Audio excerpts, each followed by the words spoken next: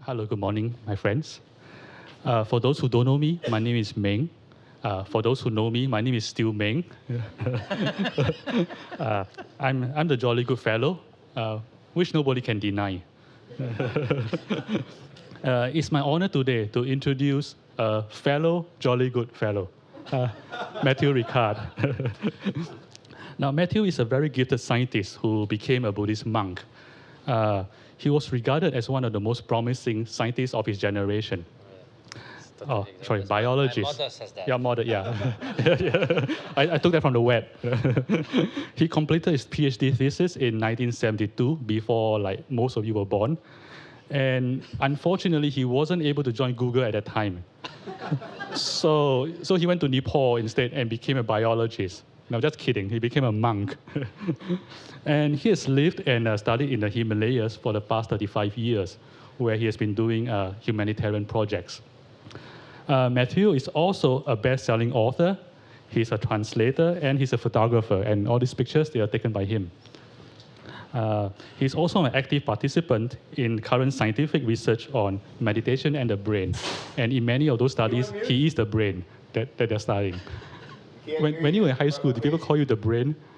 Okay, if they did, they'll be right. So Matthieu is a very happy man. He is so happy, he wrote an entire book on happiness. And he autographed my book, so I'm very happy. Thank you. Matthieu is one of the most fascinating men I've ever met in my life. And He only met me once, so. Yeah, right. And I meet a lot of famous people. You guys know that. And it's an honor and pleasure for me to welcome Matthieu Ricard into our presence.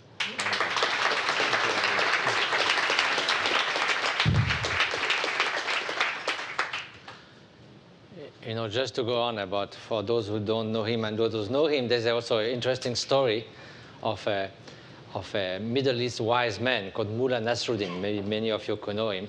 And once he came into a coffee shop and went straight to the owner and asked him, "Did you see me enter?" And the guy said, "Yes." And then he asked, "But do you know me?" And the guy said, "No." "Then how do you know it's me?" So thank you so much. It's a pleasure to visit this wonderfully enjoyable place where you meet people in swimming trunk with the moving in the alleys, going to the swimming pool, and occasionally Meng says he leaves his massage chair to go to his office. So definitely I would like to work there, and it seems better than being at home. So probably I have nothing to teach you about happiness. And someone told me actually I should never have written this book because I never suffered very much in my life. So this is the last person to write a book on happiness and suffering. So anyway, I thought to just share a few ideas because they were very dear to me, and they brought a lot of sense of fulfillment and joy to be alive, and a sense of direction in life. And this came through meeting beings of great wisdom. It sort of started like that. You know, when we speak of leadership, leadership has to be someone who somehow inspires you by showing you the kind of potential that you could actualize, showing you what you could become, and giving you a sense of direction and inspiration. That's not very frequent in life. You know, I was quite lucky in my teens to be born in a family in France where my father was a well-known philosopher, so we had all these great thinkers and poets at home. My mother was an artist, so we had all these surrealist painters and all that coming. Because of some musical connections, when I was 16 years old, I had lunch with Stravinsky himself, just for 2 hours with 3 people all together. And I had an uncle who was an explorer. He went around the world on a sailboat without an engine after the Second World War. And he had all kinds of eccentric friends, such as one when we went to see him in Paris, and there was a small note on his door saying, I left on foot for Timbuktu and things like that. So a lot of wonderful people. And in science, of course, the lab I was working with 3 Nobel Prize of Medicine, Jacob, Monod, and Wolf, at Pasteur Institute.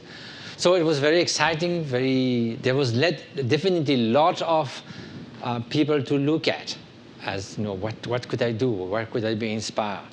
At the same time, definitely I would have wished to play the piano, like Sviatoslav Richter, or the chess like Bobby Fischer, but I don't know if you remember about Bobby Fischer, but who wants to become Bobby Fischer? So there was a kind of discrepancy. You could take 100 gardeners, you would have a number of wonderful people, and some gardeners, quite short-tempered, not so nice to deal with. But same thing with philosophers, same thing with scientists, same thing with artists. No matter what their particular skill or genius was, there was no correlation as such between their human qualities and their particular genius. So you could try to pick up all the things and make your own salad and try to, but that somehow didn't seem a bit artificial, like making a pulse of all that and thinking it's going to work. So then I was lucky enough to travel to the Himalayas, and then I met something quite different, sort of men of wisdom, men and women of wisdom. And what was a bit special about them, they're all the great Tibetan teachers who have fled the invasion of Tibet and towards India and other places, is I didn't really care so much what they knew in terms of poetry, Tibetan grammar, and even Buddhist philosophy in the beginning. That was not my interest at all. But what they were, that was inspiring. The quality, the human quality. And then I thought, I want to become like them, not just know what they know. And so because there was a kind of, the first trigger was seeing a documentary movie on those great teachers that a friend of mine made for the French television. And at the end of the documentary, there was a 5-minute silent sequence, one face of those meditators and hermits and spiritual teacher and the Dalai Lama, one after the other, just like silent. It was so powerful.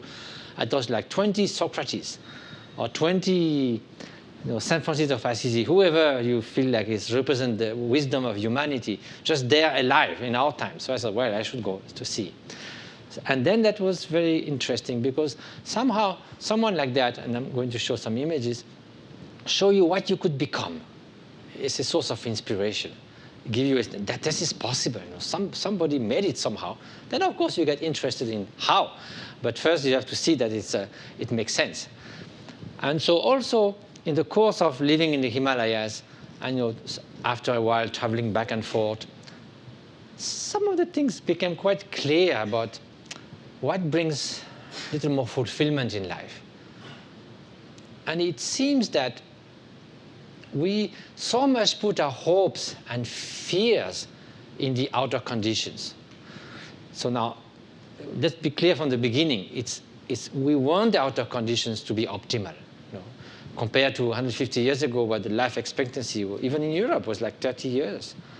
And who doesn't want to live long, to be healthy, to have access to education, to have a wonderful working place, harmonious human relations in one's family, with friends, with people, live in a country where there is peace, where there's not an oppressive regime. So all that we really deeply sort of yearn for that, and that's right. And we ought to develop that to the maximum we can, and especially in a world where there's far from being granted for many, many places of the world, where 3,000 children still die every day of malaria and all that you know. And there's so much to do just to bring those minimum outer conditions. Yet, it's quite clear too that if we only put our hopes and fears in the outer world, it's not going to work in our search for direction, for meaning, for genuine sense of fulfillment and accomplishment, what we would call genuine happiness. Genuine happiness doesn't mean pleasant feelings, one after the other, each one more and more intense, piling them up, renewing them, seeking them, and then collapsing out exhaustion at the end. So that's not going to work. So it's more like a cluster of qualities that we can develop as skills, like openness, genuine altruistic love, compassion, inner strength, some kind of inner peace. And then that gives you a sense of confidence that's not just like the false confidence of arrogance, but confidence that you are less vulnerable and therefore more ready also to be of service of others and contribute to a more compassionate and society that gives you better way of flourishing yourself and others. And because more confidence means less feeling of insecurity, of fears, then more readiness to be there for others. So it's quite clear that the outer conditions themselves are not enough, however necessary or useful they might be. Not enough because we also can clearly see that our state of mind, the way we interpret and translate those outer conditions in our inner sort of experience, are what really determines states of well-being and or misery. And the state of mind can easily override those outer conditions. We can feel terrible in a little paradise, and we can feel still very strong and joyful and wish to go about one's life and contribute to the happiness of others, even in the face of adversity. And the Dalai Lama once gave this striking example. If you move in a very luxurious flat at the 100th floor of a high-tech skyscraper for the first time, you just bought it, and then you have totally ruined within, destroyed in your heart and your mind, all you are going to look for is a window from which to jump. On the other hand, you could have this great joy to be alive and empathy, whatever, all those human qualities, even when outer conditions doesn't seem nice at all, but because your state of mind is stronger. And that's such fortunate situation, because imagine that to find happiness, the world will have to be the image of your desire, your fancies, that the universe will be a vast catalog in which you could order all the ingredients for happiness. Forget it. It's never going to happen like that. There should be 6 billion catalogs, and everyone will choose different items, and they will never work. So, but this is not just it seems obvious, but great thinkers thought otherwise. Immanuel Kant wrote that complete happiness will be the complete fulfillment of all our desires in quantity, quality, and duration. No, just the whole idea of happiness goes to the drain. This will never happen, never. How can that be?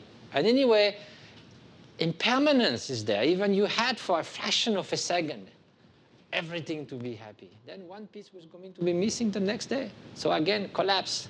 So it doesn't work. And we know in real life, I remember once going to Tahiti with the young abbot of my monastery. It was the first of 2 Buddhist monks in Tahiti. It was big news. So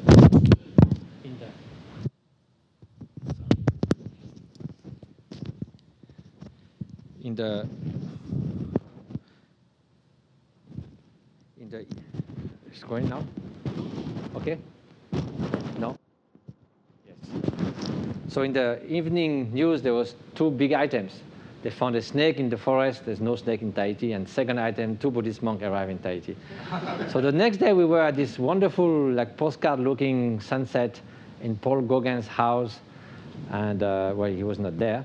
But in a very beautifully lit swimming pool, and sitting there and then looking at each other and saying, if we are the owner of that, it's supposed to make us happy?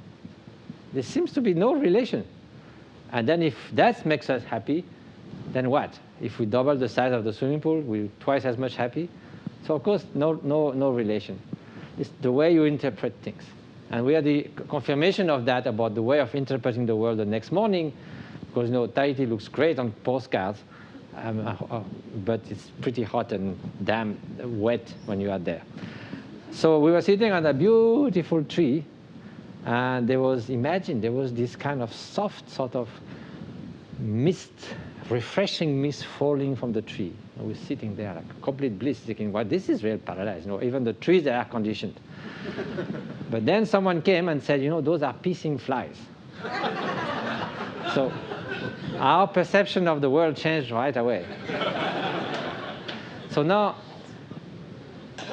let's assume that the inner conditions for well-being are really what will determine the quality of every instant that goes by. And that's fair assumption. But then that's where we're in a much better position, because that's our mind, the final experiencer of that. At least we are not having to modify the whole world to our taste. But we can change our mind. If we change our mind, we change our world. That's the world we experience. So that's the idea. So for that, we need to identify which conditions in our mind are leading to a sense of fulfillment, sort of fruition, accomplishment, and sense that if we look 20 years ahead, if we look back, we see that somehow that's the best we could do with our capacities, and we chose the right direction, something that's really truly meaningful in our life. So what are those conditions which will nurture that quality? Also the quality of every moment that passes, because after all, life is not just remembering the past and projecting in the future. That's the quality of the present moment. That's what the day is made of. As someone says, take care of the minutes, the hours will take care of themselves. So if all the minutes are unhappy, how could the hours and day somehow be fulfilled? So we need that quality. So that has to do with states of mind. And then there are states of mind which are totally detrimental to the quality of that life, like hatred, resentment, grudge, nagging jealousy, obsessive desire, sort of arrogance. All those are just makes you feel miserable, and of course they also induce you to act and speak in ways that also cause suffering around you. So it's a lose-lose situation that comes to very self-centered, exacerbated feeling of self-importance, bringing everything to oneself, and trying to build up a so-called selfish happiness, sometimes at the detriment of others' well-being. That's absolutely not going to work. If a selfish happiness is the goal of your life, then that life is soon going to be without any goal, because that simply cannot work.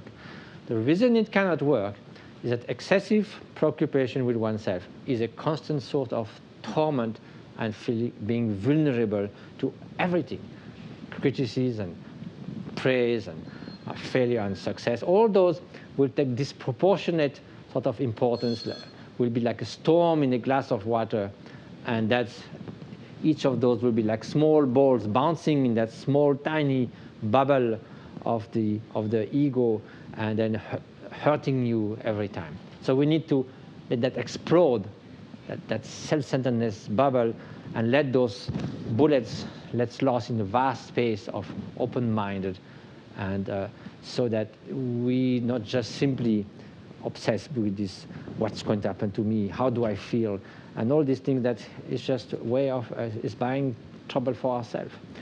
So now there are other type of emotions and mental state which definitely we feel as something that is nourishing the sense of well-being, like, say, loving kindness, unconditional love, wanting to an act of generosity with no strings attached, just a mere wish of bringing some happiness or relieve some suffering to others, and some sense of inner peace, inner strength, inner kind of contentment.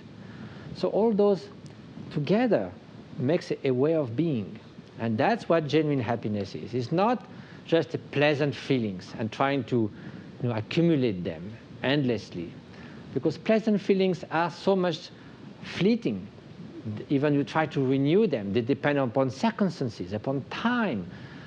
They change in nature from one moment to the other. Something that's very pleasant, like a chocolate cake, one serving is great, 2, 3, you become nauseous. So the same thing as change of nature. The most beautiful music you can dream of, you might, if you are really hooked onto it, listen 3, 4 times at a row, but imagine 24 hours non-stop. What a fatigue. It doesn't work.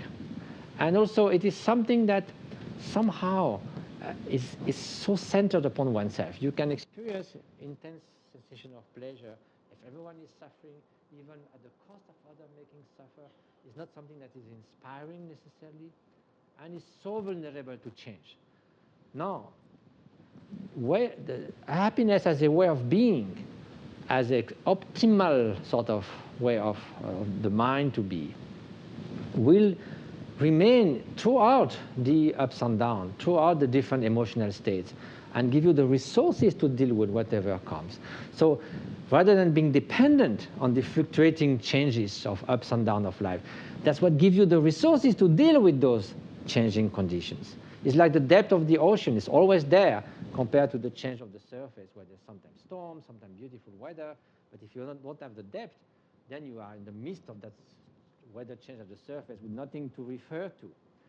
So it is a way of being, and or a manner of being. But manners need to be learned.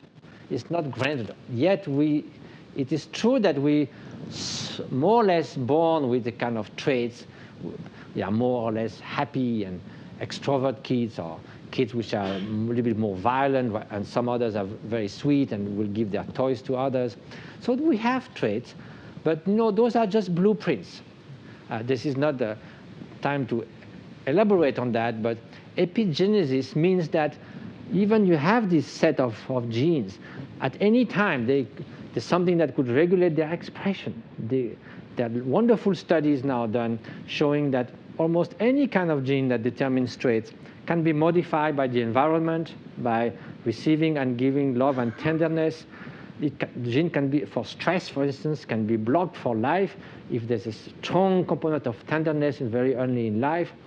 And so those are just sort of potential that we are more or less sort of gifted in the beginning, but sort of the hard work and the interaction can change that.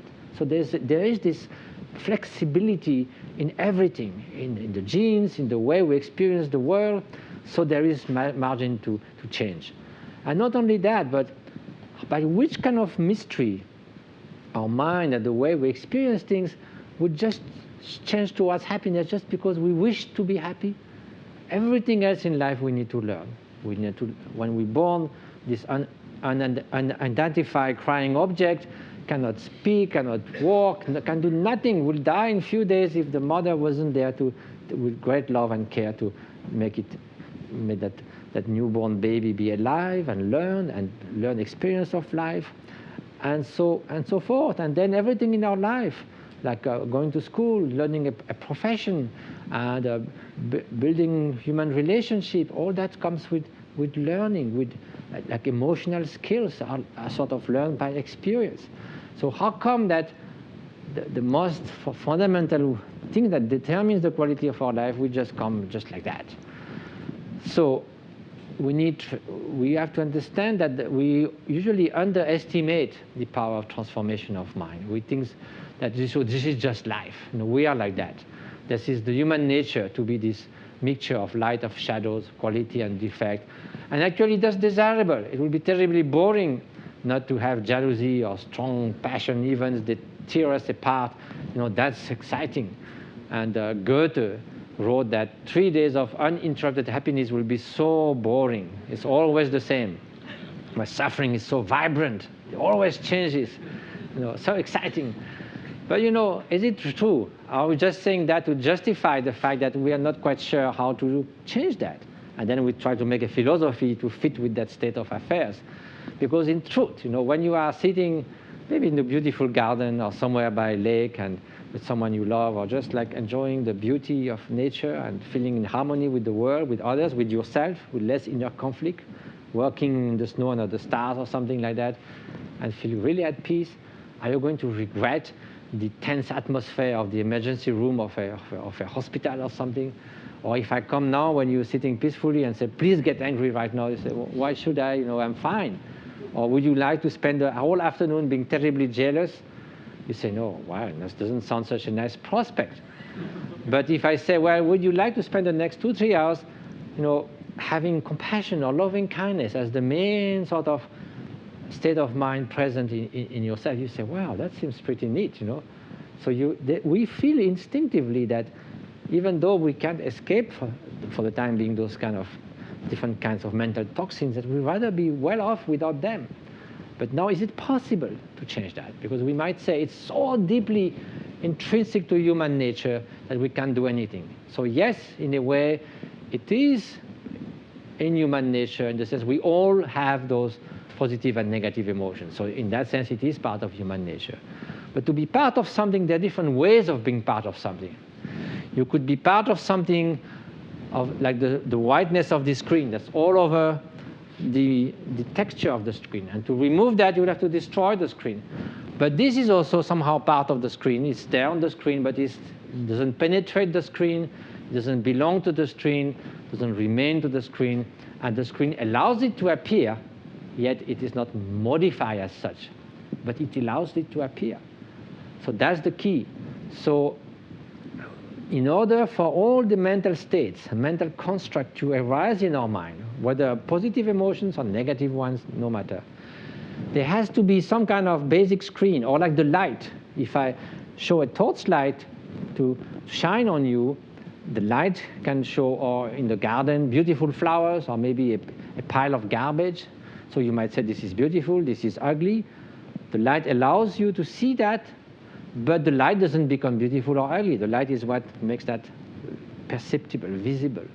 Likewise, at the fundamental aspect of cognition, or the mind, we call that the bare consciousness, or the sort of pure awareness. It is a kind of basic cognitive factor. And I think meditators can introspectively sort of experience that behind the screen of thoughts, this kind of pure, aware presence.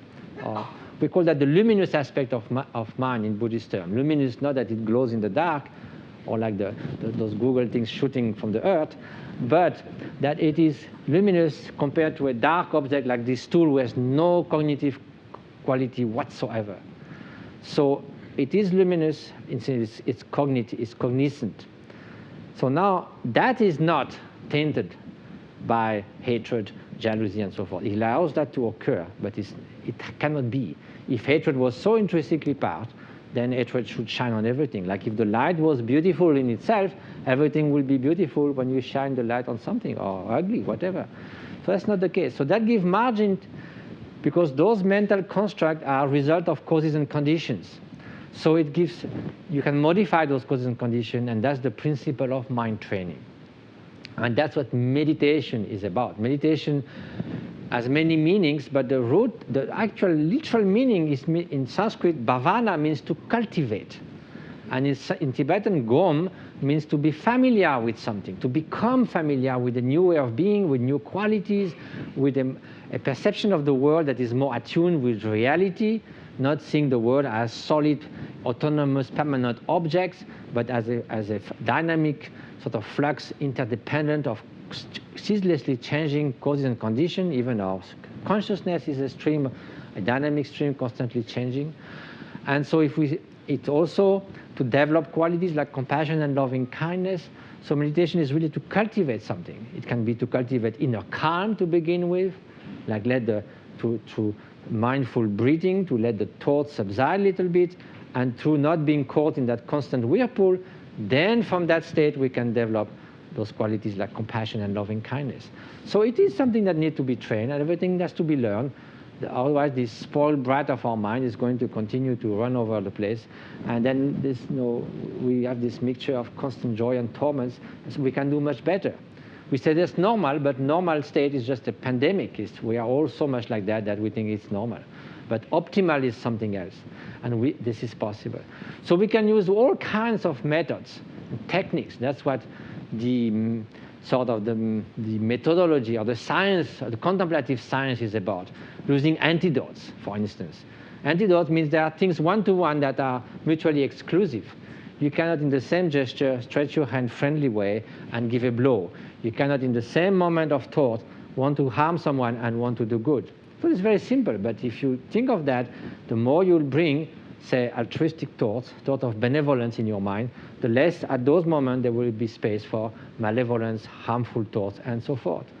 So you can imagine that, yes, we do feel moments of love and moments of resentment, but we don't cultivate them. We don't try to generate loving kindness and just keep it flowering in our mind and remaining it and feeding it and sort of preserving it for like 5-10 minutes. It's not something we do.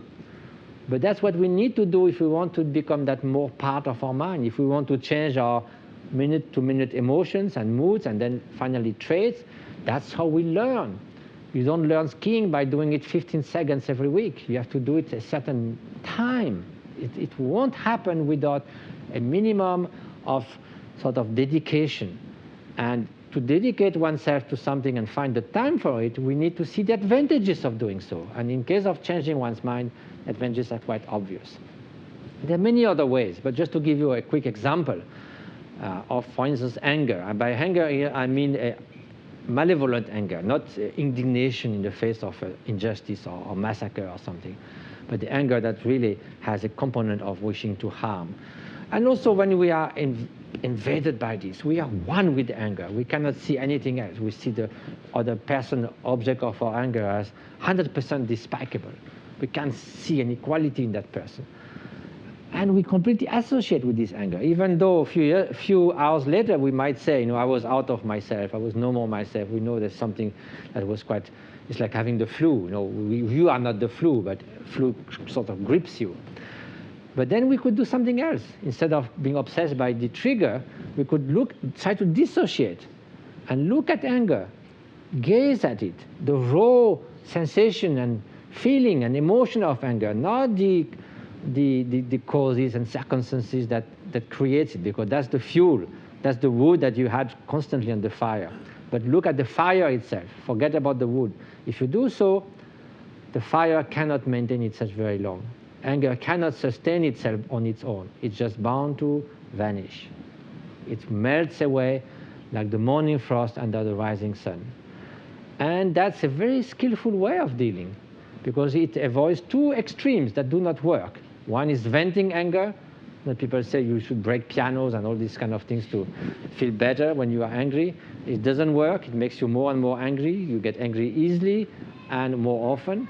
Or keeping it as a time bomb somewhere in the back of your mind, and then again it doesn't work. So now here you have, for the time being, solved the problem. You dealt with it, it vanished away, there's no trace for the time being. It might come back, but you start again. So instead of venting it or keeping it, which will reinforce the tendency for anger, here each time you deal with it with this very powerful intelligence of dialogue with the emotions, you're actually eroding the tendency, and at some point you will be less likely to become angry, it will be more difficult to make you angry, and you can imagine some time where at least hatred, the wish to willingly harm terribly someone else, could be completely gone from your mind, and that could be a result of mind training. Definitely we can enhance our compassion and so forth. So it is something that's highly desirable in our life. It's not just a luxury. It's not just a supplementary sort of diet or vitamin of the soul. It's something that's really at the heart of every moment that we go by. And it's something that also, with time, we can see in ourselves that it really brings some change. And it really brings some more openness so that we have a more fulfilled life and we can put it at the service of others. Instead of the lose-lose situation of the seeking this selfish happiness and disconsidering others, where we feel miserable, we make others miserable. Here we have a win-win situation. Loving kindness and compassion are among the most positive of all positive emotions. And that's what we're going to show you just now. And also, of course, others will perceive it in a positive way.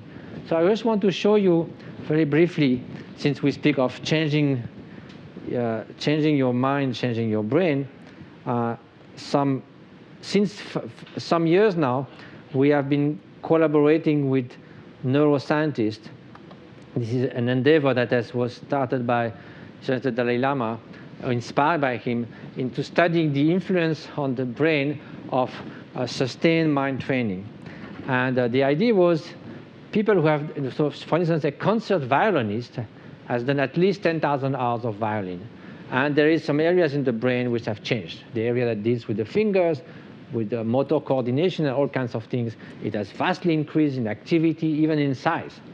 So what happens, not if you learn the piano, but if you learn compassion, if you train in vigilance, in attention, will that change the brain too? If that does, it means that meditation is not just blissing out for a few moments under a mango tree and try to empty your mind unsuccessfully, but it is really a deep change that comes through mind training.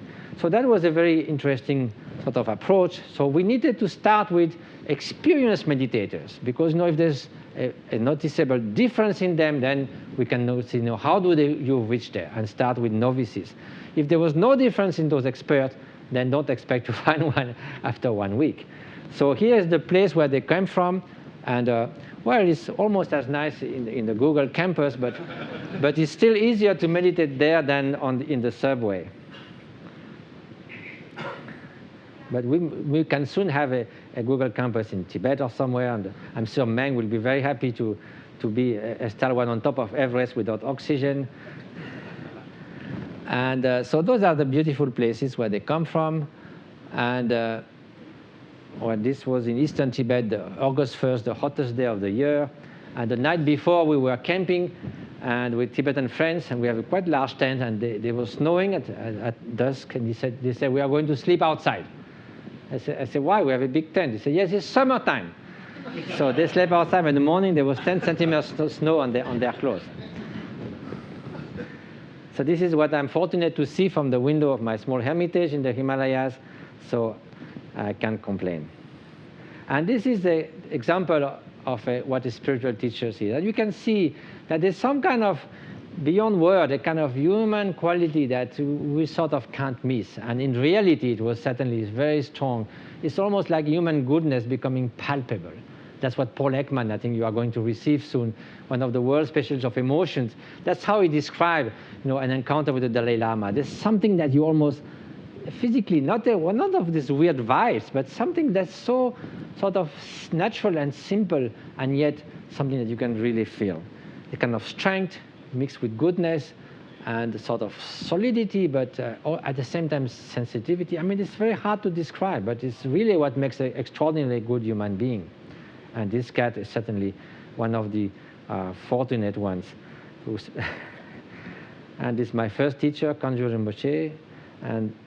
And then, yes, this is a hermit who comes out of 6 years of meditation in the hermitage. So the question is he so happy because finally he's coming out, or because he did 6 years of meditation?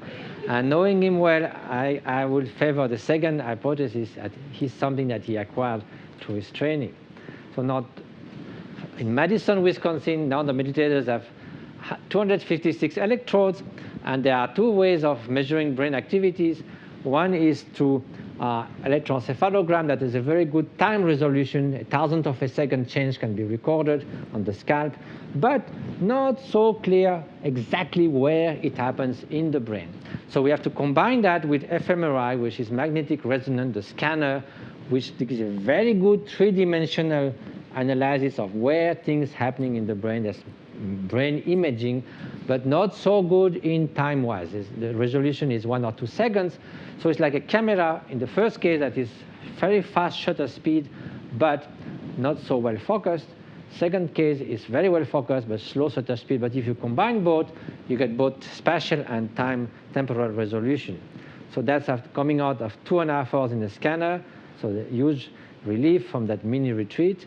And this is Richard Davidson, the lead scientist in Madison, Wisconsin. Now, there are other labs who are doing this study in Princeton and Harvard and Berkeley, not so far from here, and more interest. So there are many states that you can study, because meditation is very varied. So there you can study focused attention, mental imagery or visualization. You can study compassion, and that's one we have studied most. And each of these has a different brain signature. So compassion here is I'll spare you all the reading that, but is the unconditional feeling of love that begins with an object, but then becomes more and more universal to all sentient beings, and it's a very powerful and strong feeling of loving kindness. So this is the first paper we published in the PNAS. And then now the actual first results. So now what we need is to compare things. We need to compare a meditator at rest and in meditation. We also need to compare meditators with control group, those who are novice in meditation, and see if there's a difference. So we give the instructions to them, same instruction that meditators use for many years, and ask them to do it for a week and come back to the lab. And then in the lab, what we do is a minute of rest, 3 minutes of intense getting into a state of compassion or focused attention, whatever the subject is, and then doing that again and again, 30, 40 times, in, out, and measuring changes. Do that with the expert meditators, do that with the controls. In case of the controls, the green line is the resting state. The blue line is also the meditation state. They try, they feel something, but it's not strong enough to elicit a strong response in the brain.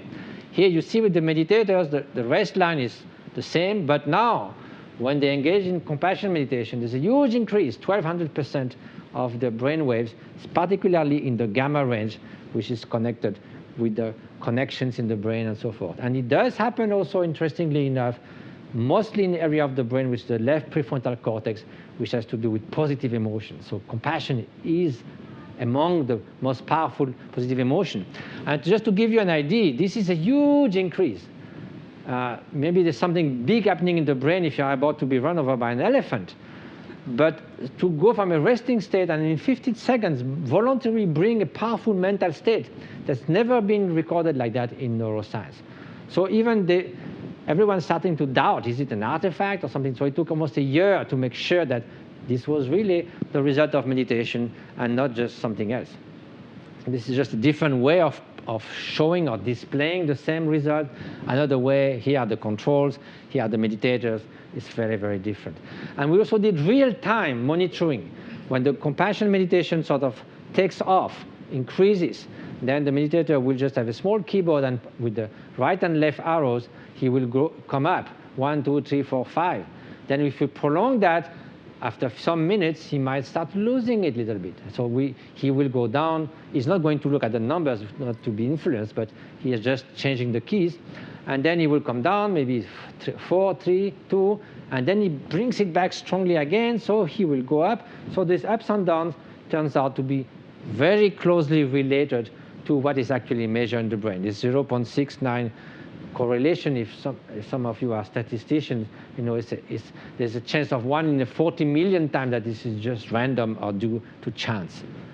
And this is now the brain imaging. And here, when they meet on compassion, the area that is vastly activated is this left prefrontal cortex, which has to do with positive emotion, joy, sense of enthusiasm. So compassion is in itself a most powerful emotion. Now, interestingly enough, too, the blue signifies a decrease of activity. And that area of the right prefrontal cortex is normally associated with depression, rumination, excessive self-concern, negative affects. So here, it seems that compassion is almost as an antidote to depression, which is, of course, a fascinating avenue of research. Now also this aspiration to relieve suffering that comes with compassion strongly reduces the activity in the amygdala, which is known to be connected with fear and anger. So again, compassion reduces that. It also increases activity in the motor area of the brain. That means compassion comes with a readiness to act, of course, for the benefit of others. So now attention. Normally, if you have to maintain your attention very sharply, you start losing it out of fatigue. There's the problem of air traffic controllers, for instance. And if you have tests where you see flashing numbers very fast, and each time there's a 0, you have to press a button, after 5-10 minutes, you start making more and more and more mistakes, and your score goes down, which is happening here. But with meditators, after 10 minutes, there's no change, and now we did that for 60 minutes, absolutely no change. 2 errors in 1,000 trials. And they don't report to be tired, just like a state of flow. This is precisely what a skill is about. You do it naturally, perfectly, without being tired. But you know, this flies in the face of so much assumptions. William James, the founder of modern psychology, said that no one can maintain their attention more than a few seconds on a given object. So that seems to be quite different here. And those areas of the brain which are activated in the meditators when they perform those attention tasks, and compared to the controls that just cannot do it that much. So now what about short-term training? You say, well, it's great for you to be in the Himalayas for 20 years. What about us? You know, we can go to the swimming pool. Yes, there's a coffee shop every 100 feet. Yes, that's quite good. But what about meditation, which our dear friend is trying to bring to you as a boon, an extra boon in Google? What if we do 30 minutes a day for a few months? Well, that's exactly what was done in a very highly stressed employees of a biotech company in Madison. They volunteered to do 30 minutes a day for 3 months. And there was a control group. We said, we'll give you the training after, but please come to the lab every week. So then the measurement was done before and after. So this on trait of anxiety, there's a bunch of questionnaires and analyses that determine your level of anxiety. You can see here, time 1, the control group and the meditators or the apprentice meditators, no difference. And there was a significant difference just after 3 months. Now the left, I mentioned about this right and left side activation of the brain, more positive effect on one side, more negative ones. As you can see here, at time 2, which I don't know why it says 3 here, the meditators are much more activated on the left side, and surprisingly, the control group was even negatively activated because it's kind of boring. They have to come to the lab without doing the meditation, so they're actually a little bit upset at the end of those 3 months. But later they went to the training, don't we? Now, though, interestingly enough, the immune system also is boosted, and significantly. Not to miss work, they have to get a compulsory flu shot in November so that they don't skip working. So now, when you give a vaccine, whether it will work or not depends upon the strength of your immune system. In the first Iraq war, a vaccine that normally will take 80% cases because the soldiers that were going to the war were so stressed, it will only take 50%. So your level of stress decreases the effectiveness of the vaccine. So here, after those who have gone through these 3 months of 30 minutes a day meditation, their immune response was boosted 20%. So that also means the same strength also to fight actually natural flu and other diseases related to stress. And now the stress level, which measured with cortisol in the saliva, in all the meditators is 4 times less than in the control group. Well, that's not with the novice meditator, that's with the people doing long retreats. So there's definitely an effect in those preliminary studies, even for short term. I mean, not short term, but a short amount of time every day, already in 3 months, show a significant effect. And then maybe next year, something that might make the big time sort of news, we are now studying the aging process, which has to do, some of you might know, at the end of the DNA, the chromosome, there are free, what we call a telomere. It's a single-branded DNA, and it's shortened with age. Now, it seems the preliminary result. Now, I'll tell you just between you and me. After 3 months of intensive meditation, that's not 30 minutes a day, that's more like in a meditation sort of workshop for 3 months, a significant decrease of the diminution of the telomere. So, wow, that will be big news, isn't it? Stay young, meditate. So now, to come back to the outer condition, which I mentioned in the beginning. Now, we often see people who are extremely rich, extremely powerful. On top of that, they might be strong and beautiful, and you hear they are depressed and so forth. You say, what's wrong with this guy? If I had all that, I will be happy. Well, that's not the case. Of course, for money, which is one of the obvious candidates, if you are below the poverty line and can't feed your kids and suffer a terrible condition, yes, to go above that will make a huge difference in the quality of your life. But now, after that, behind that, then doubling, tripling just doesn't make any difference. Here is the GDP in the United States, 3 times increase from 46 to 96. The gross national happiness, stationary, even slight decrease. Now, marriage by your happiness, here you are. Time 0, 5 years later. Well, Richard Davidson, who gave me that slide, said, I've been married happy for 30 years, but that's what has come out of the study. Yet, there's another data that shows it's still better, it's a happier reported life for people who are married or live in companionship rather than people who are single or separated. But relatively, the change of happiness, basically you come back where we were. And now widowhood, well, you recovered from it also. So external factors only have a limited effect on our level of happiness. They do have, but altogether, if you bring all the social factors studied over thousands of studies over now 70 years, basically they contribute to something, but only about 15% of your reported happiness. People differ in their emotional disposition or affective style, and though these conditions are relatively stable, if you win the lottery, you are completely happy. 1 year later, you more or less come back to the same level. They can be changed. That's the point. Meditation has demonstrable effects on the brain and may represent one of the few ways in which purely mental training has been demonstrated to have robust impact on brain function. And this is a meditator, and this is the monks escaping from the lab. So now, here you might say, well, there's a contradiction here.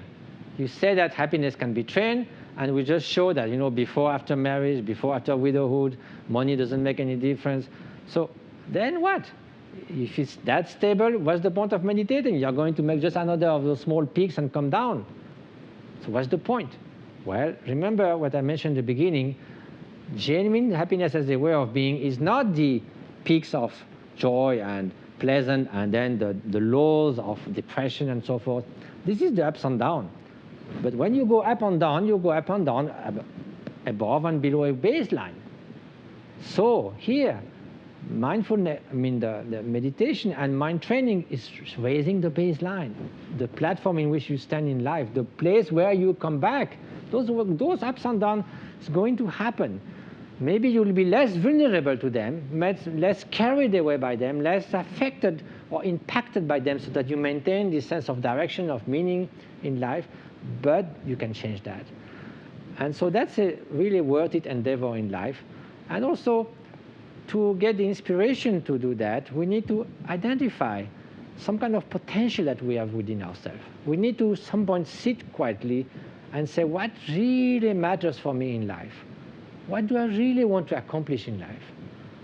Not just, filling questionnaires and after you pass some tests and things like that, and then putting that in the machine or in the computer, or going to a professional orientation, and then okay, you have this, that. That's what you are good for. But really feel what deeply you would like to spend your life, so that 20 years later, when you look back, you say, I did my best. That's what I wanted to do. I'm sense of fulfillment, of accomplishment. That's otherwise, what's the point?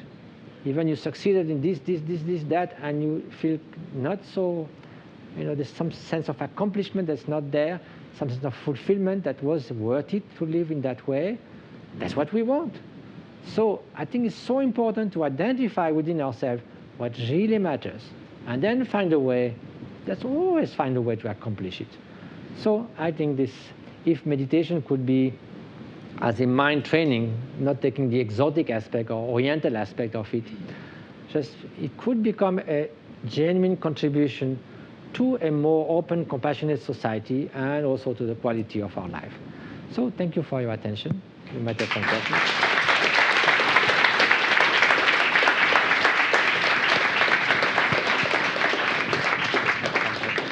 I think we have time for some questions. Does anybody have any questions?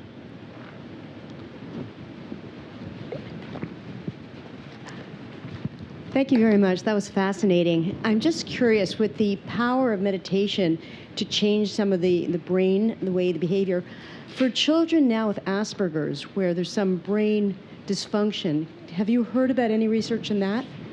Well, all this is quite preliminary. There's been some, we have formed a subgroup on education. In this, this is spearheaded by the Mind and Life Institute, which doesn't do research, but sort of bring together all these people. And we have a strong sort of, since last year, we're really trying to study education, not only from educators and social, but bringing together psychologists, educators, social workers, neuroscientists, and contemplatives. And I think that's one of the first time that this happened at a very good level of science and contemplation. So there have been obvious ideas of doing with children which have attention deficit, and so this is a really beginning approach, but that's part of what we really would like to contribute, more like a secular approach to those things, not just the Buddhist label. There's nothing wrong with the Buddhist label, but it might looks too much like a religious approach, and then deprive the tools for actually serving society in a deeper way. So I have a friend of mine in France who started that in his school. He called that secular training to attention. It looks very good, and everybody's happy about that. So, well, I think this is the way to go, yes. And so you said it was the Heart Mind Institute that they're doing? No, the Mind and Life Mind Institute. And Life. There's a website. Right, yeah. Thank you.